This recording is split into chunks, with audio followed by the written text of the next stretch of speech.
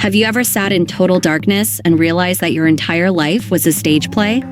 That every I love you, every shared breakfast, and every plan for the future was just a line spoken by an actor who didn't even like you?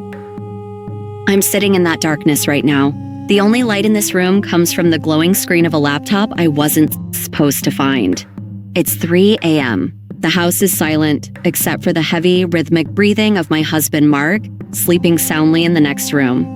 He's dreaming of his big promotion. He's dreaming of the dream job we've both been chasing for 5 years. But I'm looking at something else. I'm looking at an email thread. It's not about business. Well, not the kind of business you do in a boardroom. It's between Mark and Victoria. Victoria is my boss.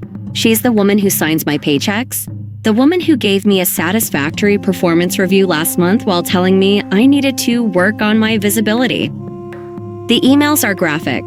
They are cruel, but the thing that made my blood turn to ice wasn't just the betrayal of my marriage, it was the betrayal of my soul. In one message, Victoria wrote, "Sarah has no idea she's doing all the heavy lifting for your presentation. Let her keep grinding. Once you get the VP seat, we won't have to hide anymore. She'll be out of a job and you'll be in my arms." And Mark's reply, the man I supported through 3 years of unemployment, the man whose bills I paid while he found himself, he replied, "She's a workhorse, Vic, always has been. She's too busy looking at spreadsheets to notice what's right in front of her."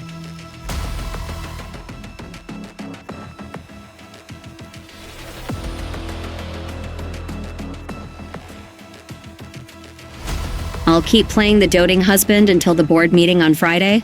Then she's all yours to fire. I closed the laptop slowly. My hands weren't shaking. That was the strange part. I expected to scream. I expected to cry until my lungs burned.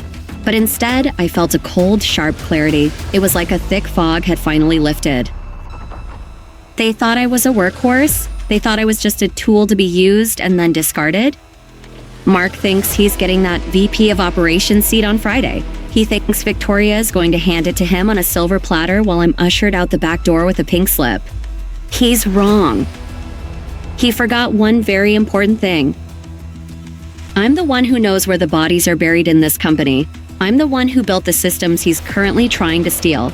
And if they want to play a game of visibility, I'm about to show them exactly what I'm capable of. But to understand how we got here, I have to take you back. I have to show you the years of sacrifice I made for a man who was already planning my downfall. This isn't just a story about a cheating husband. This is a story about how I realized that my worth didn't depend on his love. It depended on my own power. Mark and I met 8 years ago. Back then, he was charming in a way that felt dangerous but exciting. He was a struggling salesman, and I was a junior analyst at Apex Global. I saw potential in him that no one else did. I saw a man who just needed a strong woman behind him to help him reach the top. I became that woman. When we got married, we didn't have much. We had a small apartment with a view of a brick wall and a shared dream of making it big. Mark had the vision, or so he said. I had the work ethic. For the first 3 years of our marriage, Mark struggled. He was fired from 2 jobs. He said his bosses were intimidated by his ideas.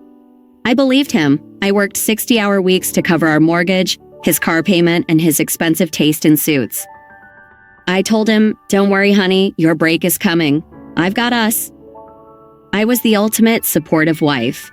I edited his resumes. I prepped him for interviews.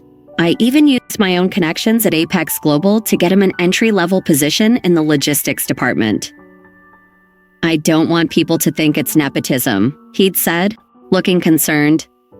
"They won't, I promised. You'll prove yourself." And he did. With my help, I would stay up late at night, long after my own work was done, helping him with his reports. I taught him how to read the data. I gave him the insights that made him look like a genius in front of the executives. Eventually, we were both rising stars at the same company. We were the power couple of Apex Global. People envied us. They saw a handsome, charismatic man and a brilliant, quiet woman working in harmony. But as Mark climbed the ladder, the man I married began to vanish. He started talking about image. He started telling me that I should tone down my intelligence in meetings so I wouldn't emasculate him. "It's just for the culture of the office, Sarah," he'd say, pouring himself an expensive glass of scotch I had paid for. "Men like to feel like they're in charge. If you want us to succeed, you have to let me be the face of the operation." I swallowed my pride. I told myself it was for our future. We were a team, right? It didn't matter whose name was on the office door as long as we were winning together. Then came the dream job, the vice president of operations position. It was the highest ranking role below the C-suite. It came with a 7-figure salary, a massive bonus structure, and true power. We both wanted it, but only one of us could have it. "You should let me go for it," Mark said over dinner one night. "If you get it, people will say you only got it because you've been there longer, but if I get it, it proves we're a powerhouse. Plus, you know Victoria likes my style." Victoria. She had joined the company a year ago as the senior VP. She was sharp, blonde, and lived for corporate warfare. From the moment she arrived, she took an interest in Mark.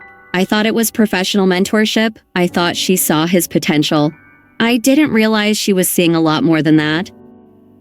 I agreed to step back. I agreed to let Mark take the lead on the Phoenix project, the massive restructuring plan that would decide who got the VP seat. I did the research. I wrote the code. I found the $5 million in waste that the company could cut. I handed it all to him on a silver platter. I thought I was securing our future. I didn't know I was handing him the weapon he would use to kill my career. Victoria wasn't like any boss I'd ever had. She didn't lead through inspiration. She led through fear and favoritism. In the beginning, she was cold to me. I thought it was just her way of testing me. I worked harder. I arrived earlier. I made sure every report I handed her was flawless. But no matter what I did, the goalposts kept moving. "This is good, Sarah," she'd say, barely looking up from her gold-plated desk. "But it lacks spark. It lacks the big picture thinking that Mark brings to the table." I would bite my tongue. I wanted to tell her that the big picture thinking she loved so much was actually my 2 a.m. brainstorm sessions. I wanted to tell her that Mark couldn't even open a pivot table without calling me for help. But I stayed silent. I was the good soldier. Then the meetings changed. Victoria started holding strategy sessions that only included Mark. They would stay late in her office, the glass walls tinted so no one could see in. "We're just refining the Phoenix project," Mark would tell me when he stumbled home at 11 p.m., smelling of expensive cigars and a perfume that definitely didn't belong to me. Victoria is very demanding. She wants perfection. I started to feel a gnawing in my stomach. A woman's intuition is a powerful thing, but when you love someone, you become an expert at lying to yourself. I told myself I was being paranoid. I told myself that Mark was just working hard for us. But then the gaslighting started. Mark began to criticize my work at home. "Victoria thinks your data is a bit stale, Sarah. Maybe you're burnt out. Maybe you should consider taking a step back once I get the VP role. You could focus on the house. We've talked about kids, haven't we?" He said it with a smile, but his eyes were cold. He was trying to push me out of the very company I had helped build. He was trying to make me disappear before I realized what they were doing. The turning point was the Apex Gala. It was the biggest night of the year for the company. Everyone was dressed to the nines. Mark looked like a movie star in his tuxedo. Victoria was in a dress that cost more than my first car. During the cocktail hour, I went to the ladies' room. As I was coming out, I heard voices in the hallway. "He's almost ready," Victoria's voice whispered. It was low, intimate. "He just needs to finish the final deck. Once the board sees it, Sarah will be a memory." "And the divorce?" another voice asked. It sounded like one of Victoria's assistants. "Mark says he's waiting for the bonus to hit," Victoria laughed. "He doesn't want to give her a dime more than he has to. He says she's content being the little housewife. She won't see it coming."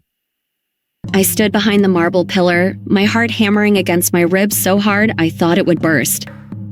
I didn't breathe. I didn't move. I went back to the gala. I sat through the speeches. I smiled for the photos. I even let Mark hold my hand as we walked to the car.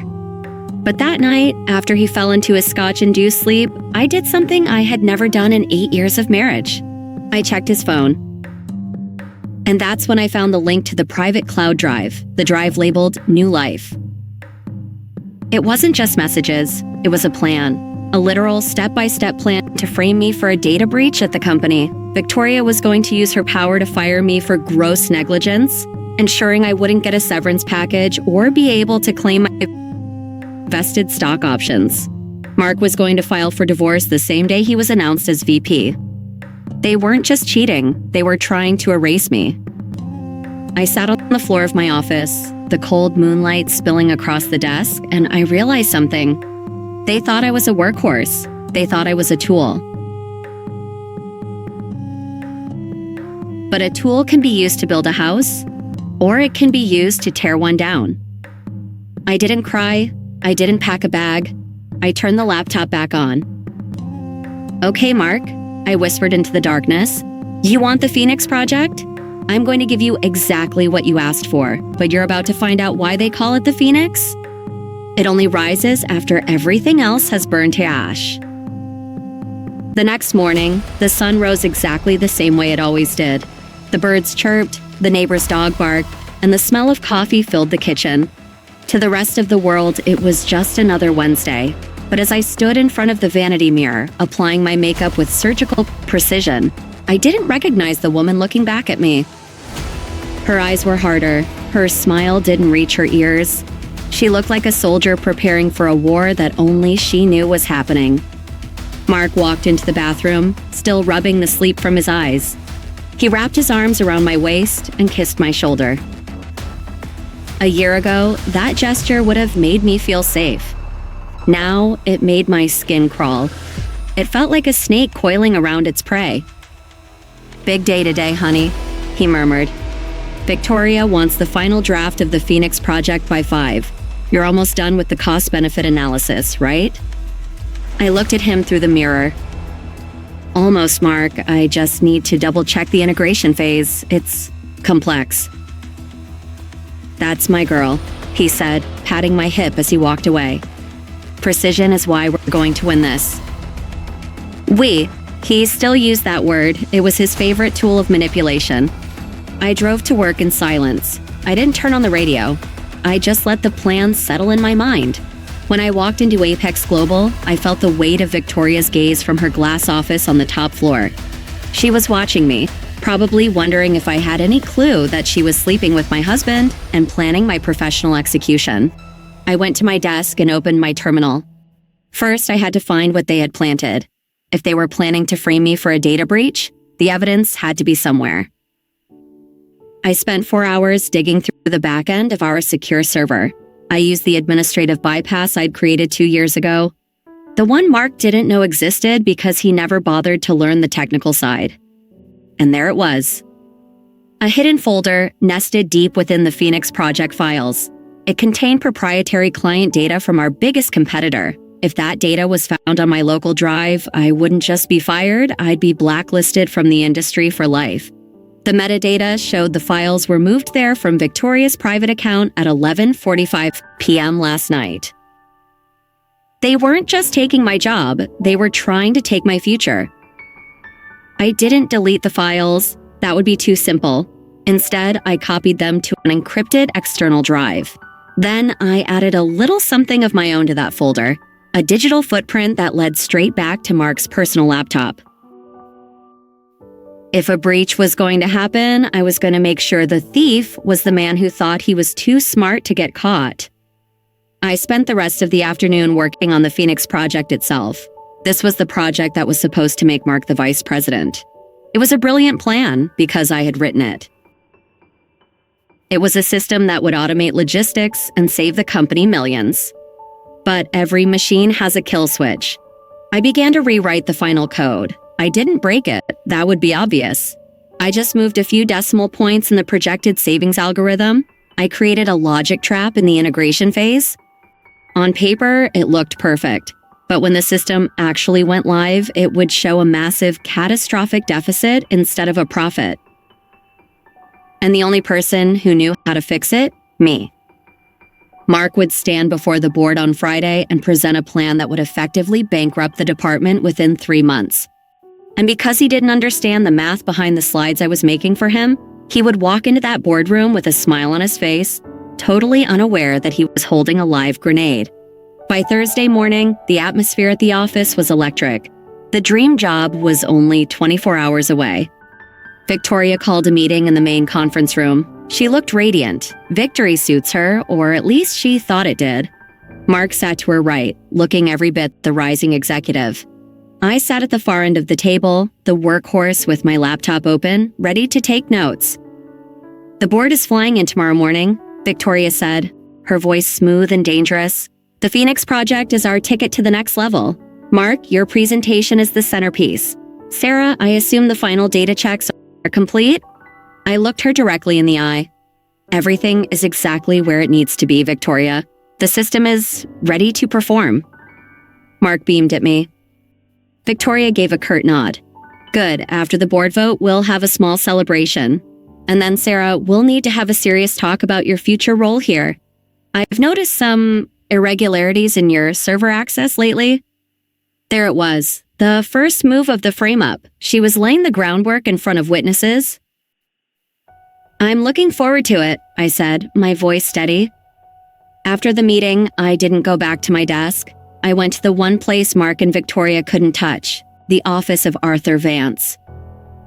Arthur was the retired chairman of the board. He was 80 years old, a legend in the shipping industry, and he still held 40% of the company's voting shares. He was also the man who had hired me 8 years ago. He liked me because I didn't play corporate games. I just delivered results. I walked into his office without an appointment. "Sarah," he said, looking up from a physical newspaper, "you look like a woman with a heavy burden. Sit down. Tell me why you're not in the conference room helping your husband prepare for his big day." "Arthur," I said, placing the encrypted drive on his desk, "I'm here because I care about this company, and I'm here because there's something the board needs to see before tomorrow's vote. Something that won't be in Mark's presentation." Arthur leaned back, his eyes narrowing. "That sounds like a very serious accusation, Sarah." "It's not an accusation," I said. "It's a forecast. Tomorrow, Mark is going to present a project that he claims will save this company $5 million. I'm here to tell you that his numbers are wrong, and I'm here to tell you why he's being allowed to present them." For the next hour, I didn't talk about the cheating. I didn't talk about the heartbreak. I talked about the math. I showed Arthur the logic trap I had placed in the code. I showed him how the projected savings were a lie. And then I showed him the data breach folder Victoria had planted on my drive. "They're using the Phoenix Project as a smokescreen," I explained. "Victoria wants Mark in that VP seat because she can control him. They're planning to fire me tomorrow afternoon to cover the tracks of the very data theft they're committing." Arthur looked at the drive for a long time. The silence in the room was heavy. "Why are you telling me this now?" he asked. "Why not just let him fail?" "Because if he fails, the company loses money," I said. "I don't want the company to lose. I want to save it. I have the corrected version of the Phoenix Project right here. It works. It's perfect. But it won't be presented by Mark." Arthur smiled, a slow, predatory smile. "You want the seat, don't you?" "I don't want the seat because I'm Mark's wife," I said. "I want it because I'm the only person in this building who can actually do the job." Arthur took the drive. "Go home, Sarah. Act like nothing has changed. Tomorrow morning is going to be very interesting."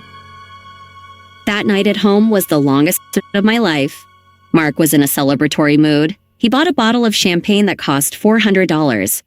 He insisted we toast to our future. "To the VP seat," he said, clinking his glass against mine. "And to you, Sarah, I couldn't have done it without you, truly." "I know," I said, taking a tiny sip. "You really couldn't have." He spent the evening pacing the living room, practicing his speech. He sounded so confident. He had memorized the lines I had written for him. He spoke about innovation and synergy and taking the lead. While he was talking, his phone buzzed on the coffee table. A text from Victoria. "Can't wait for tomorrow. Everything is in place. I've missed you today." Mark didn't see me see it. He just kept talking, kept dreaming of the power he thought was already his. Around 11 p.m., he sat down next to me on the sofa.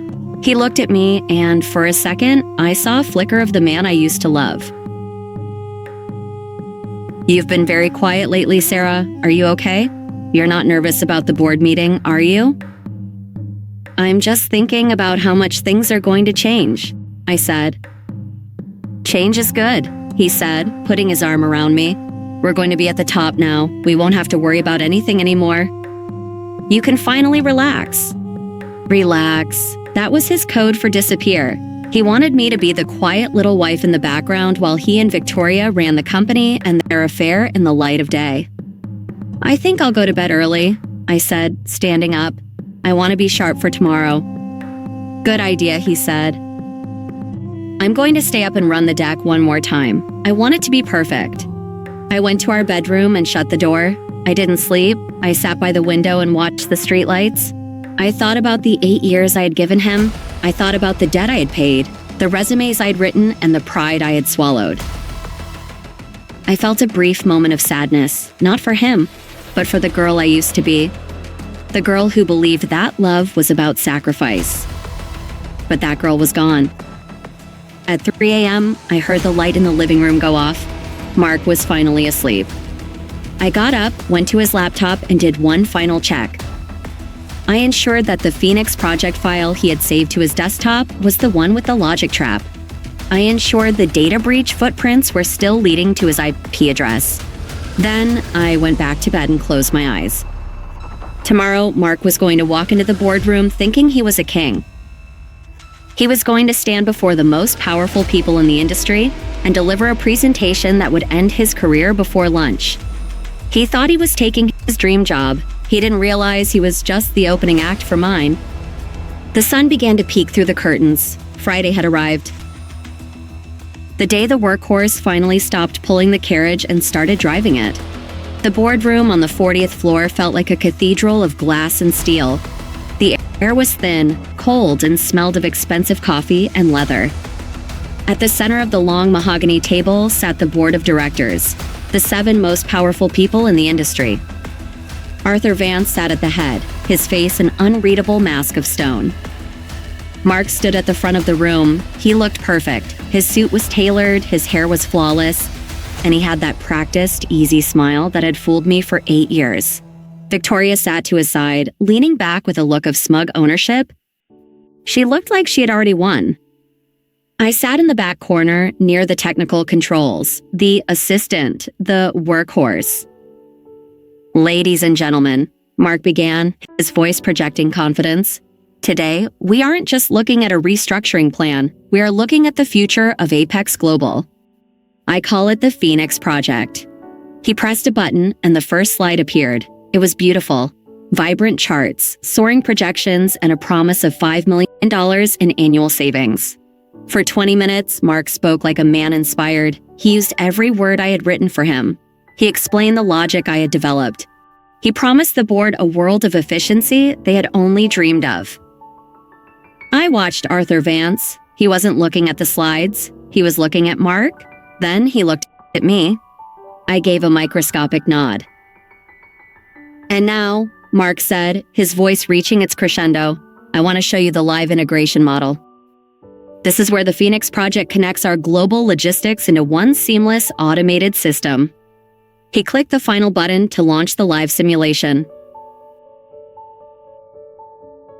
For 3 seconds, the screen showed a spinning loading icon. Then the colors changed.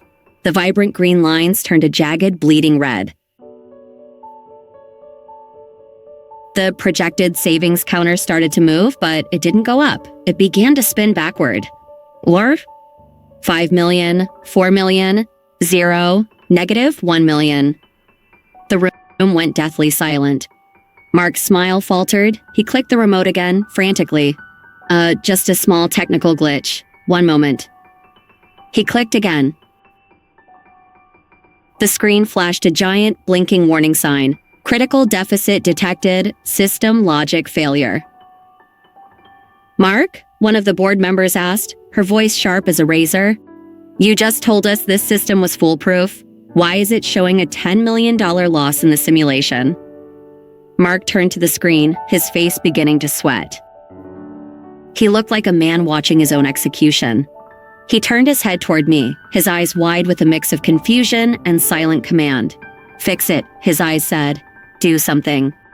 I didn't move. I just looked at him with an expression of blank professional concern.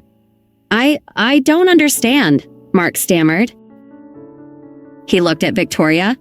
Victoria stood up, her composure cracking. "It's clearly a data entry error. Sarah, why is the simulation showing these numbers? Did you fail to verify the final data sets?" There it was, the pivot. She was trying to throw me under the bus in front of the board. I stood up slowly. I didn't look like a nervous employee. I looked like the only adult in the room. "I verified the data, Victoria," I said, my voice echoing in the silence. "The problem isn't the data. The problem is the logic. Mark, you insisted on changing the integration parameters last night, remember? I told you it would create a deficit. But you said your vision was more important than my math." Mark gasped. I didn't. "He didn't change anything," Victoria snapped, her voice high and desperate. "Sarah, you were in charge of the back end. If this fails, it's on your head." "Actually," Arthur Vance interrupted, his voice like a gavel hitting a block, "I think we need to look at exactly what is on everyone's head." Arthur stood up and walked to the front of the room. He took the remote from Mark's trembling hand. "Mark, Victoria," Arthur said, looking at them with pure contempt. "I found the simulation error quite interesting, but I found something else even more fascinating this morning when I had our independent security team perform a sweep of the server." Victoria's face went ghost white. "A sweep, Arthur, that's not standard procedure. Standard procedure changed the moment I received evidence of a massive data breach being staged within this building," Arthur growled. He pressed a button on a separate remote. The Phoenix Project slides disappeared. In their place was a screenshot of the hidden folder Victoria had planted on my drive, the one containing the stolen competitor data. "This was found on Sarah's drive," Arthur said, "but the digital forensics tell a different story. They show that these files were moved from Victoria's private account. And more importantly, they show a secondary trail leading to a private cloud drive labeled New Life, registered to Mark's personal IP address." "That's a lie," Mark screamed. "Sarah set me up. She's bitter because I'm getting the promotion." "The promotion you were getting based on her work?" Arthur asked. "The work you couldn't even present correctly because you don't understand the first thing about the system she built?" Arthur clicked the remote again. This was the moment I had been waiting for. The screen didn't show data, it showed the emails, the graphic, cruel, arrogant emails between Mark and Victoria. "She's a workhorse, Vic. She's too busy looking at spreadsheets to notice what's right in front of her. Once you get the VP seat, we won't have to hide anymore. She'll be out of a job and you'll be in my arms." The board members gasped. One of them actually stood up in disgust. The power couple of Apex Global was exposed for what they truly were, a pair of petty, low-level thieves who had mistaken their ego for talent. Mark looked at me, his mouth hanging open. He looked small. He looked pathetic. He looked like the boy in the holes in the shoes I had met years ago. Except this time, there was no one left to save him. "Victoria," Arthur said, his voice cold and final, "you are terminated, effective immediately, for gross misconduct, corporate espionage, and creating a hostile work environment. Security is waiting at your desk to escort you from the building. Do not touch your computer. Do not take your files." Victoria didn't say a word. She grabbed her designer bag and marched out of the room, her heels clicking a hollow, defeated rhythm on the marble floor. She didn't even look at Mark. Then Arthur turned to Mark. "As for you, Mark, you aren't just fired, you are being sued for the attempted theft of proprietary data and the embezzlement of company resources used to fund your little C&D venture. I suggest you find a very good lawyer, though from what I hear, you might have trouble paying for one once Sarah is finished with you in divorce court." Mark collapsed into a chair. He was ruined. Professionally, financially, and socially, everything he had built on my back had crumbled in 20 minutes. The boardroom cleared out quickly. Mark was escorted out by 2 security guards, his head bowed, his dream turned into a nightmare. Only Arthur and I remained. The simulation, Arthur said, looking at the red lines on the screen. You can fix it, can't you? I already have, I said. I pulled a small flash drive from my pocket. This is the real Phoenix project, the one that actually saves the company $5 million. I didn't want it anywhere near the server until the rot was cleared out. Arthur took the drive and smiled. You're a remarkable woman, Sarah. Most people would have just quit.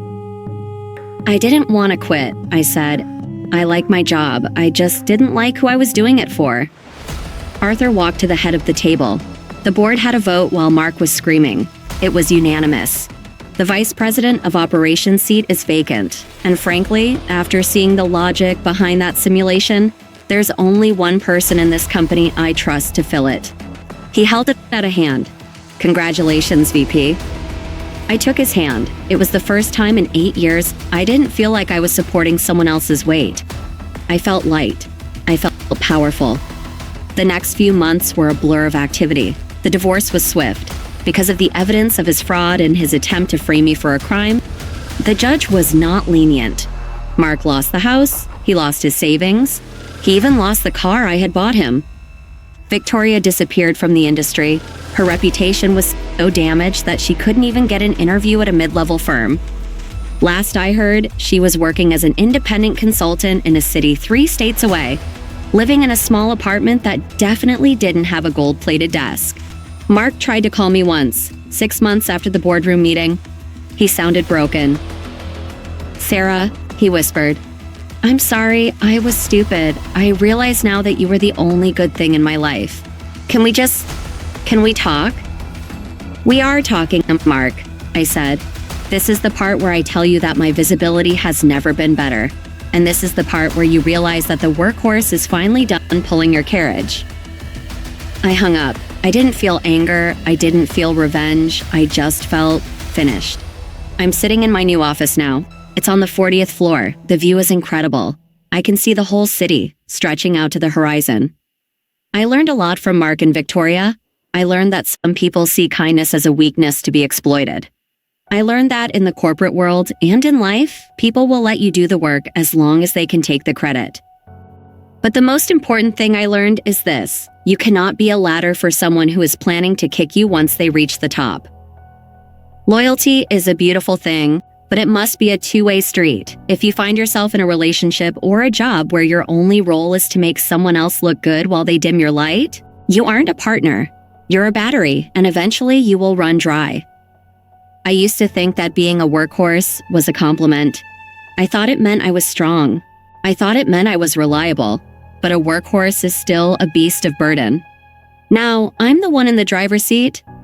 The Phoenix project went live last month. It's a massive success. The company is thriving, and for the first time, my name is the one on the reports. My name is the one the board cheers for. Mark thought he was taking my dream job. He didn't realize that he was never qualified for it. He didn't realize that the spark he thought he had was just the reflection of my fire. To anyone out there who feels invisible, who feels like they're doing all the heavy lifting for someone who doesn't appreciate them, don't just work harder, work smarter.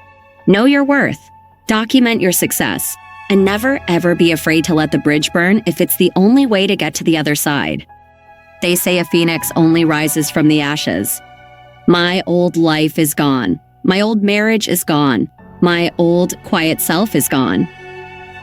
And looking at the view from this office, I've never liked the view more. Mark was right about one thing: change is good. Especially when you're the one who made it happen. Your value is not defined by who you support, but by what you create. Betrayal is a painful catalyst, but it can be used to reclaim your power. Never allow your talent to be a silent foundation for someone else's unearned success.